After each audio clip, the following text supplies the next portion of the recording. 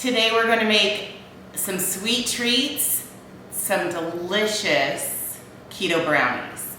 They're from KetoGenic, but of course I always have to put my own twist on things, so I will link their recipe down below that you can follow, and hopefully my recipe turns out that I changed, because I didn't have any baker's chocolate, and so I wasn't going to run to the store for one thing.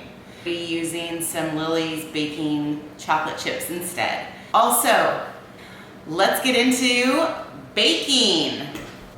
All right, so we're gonna set our oven to 325, and we need to get out a 8x4 loaf pan.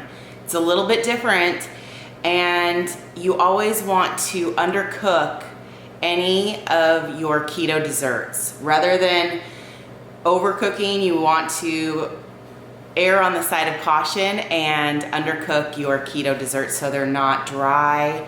You want a moist brownie, right? So we're gonna pull them out a little early so they are perfect. All right, so first we're going to be putting all the dry ingredients together. So I have 2 tablespoons of coconut flour. I have a half a cup of monk fruit sweetener. I have 2 tablespoons of cocoa powder.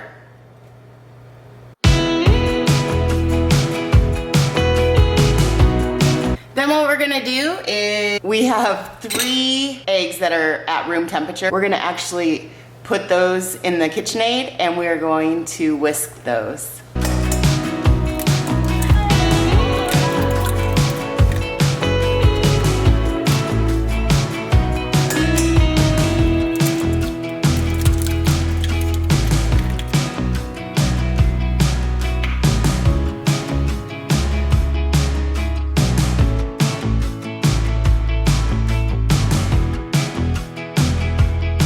So we whisk the eggs, it's nice and fluffy. 325. Since we're gonna be putting in some wet ingredients, and then we're gonna be putting in the dry, I'm gonna change this to the paddle attachment. So now what we're gonna do is, in this bowl, we're gonna be putting 12 tablespoons of butter. And this is where you're supposed to put the 2 ounces of baker's chocolate, but I'm using the Lily's baking chips that are dark chocolate, so I'm gonna pour those in. We're gonna pop this into the microwave and basically make a chocolate sauce. Then we will put that in with our egg mixture. This has been in the microwave for a minute, and just stir this together. The chocolate chips are melting. That's a lot of butter. These are gonna be so rich and delicious.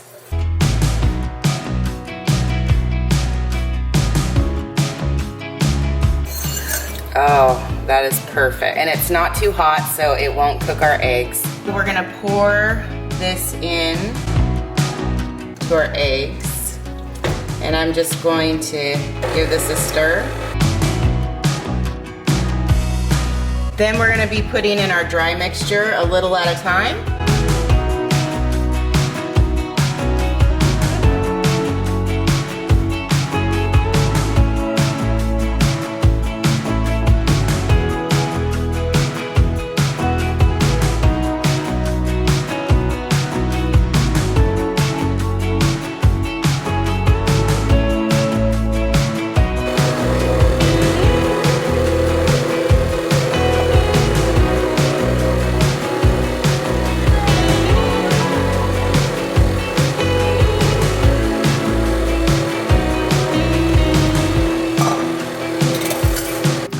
That looks good.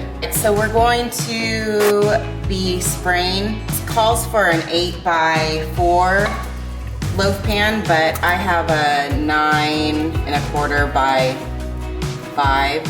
So we're just gonna use this, but I'm going to have to pull it a little sooner than what their recipe calls for because it's gonna be spread out.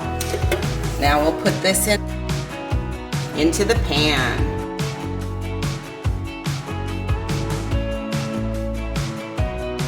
I'll spread this out. Now we're gonna bake this for 45 minutes. The recipe says 50 to 55. I am going to be checking it at 45 minutes just so I don't over bake it. There we go. I can't wait till these come out of the oven and I can show you how they turned out. If you have liked this video so far, if you could subscribe in the corner and give me a thumbs up, I would really appreciate it. So we have 10 minutes left, so that would be 35 minutes that it's been in. I'm just gonna test it to see, because and it came out clean. I pulled them at 35 minutes because I just do not want to overcook them, and the edges look perfect. The Lily's chocolate chips are supposed to harden at room temperature, so we're gonna just let these brownies sit and cool on the counter until they're ready to slice. It is so delicious. It's fudgy, chocolatey, and really soft actually. You have got to try these. These are so good. If you have a favorite keto brownie recipe, if you could write that in the comments below, I would really appreciate it, because I'm always looking for the best of the best brownies, sweet treats, cupcakes, whatever.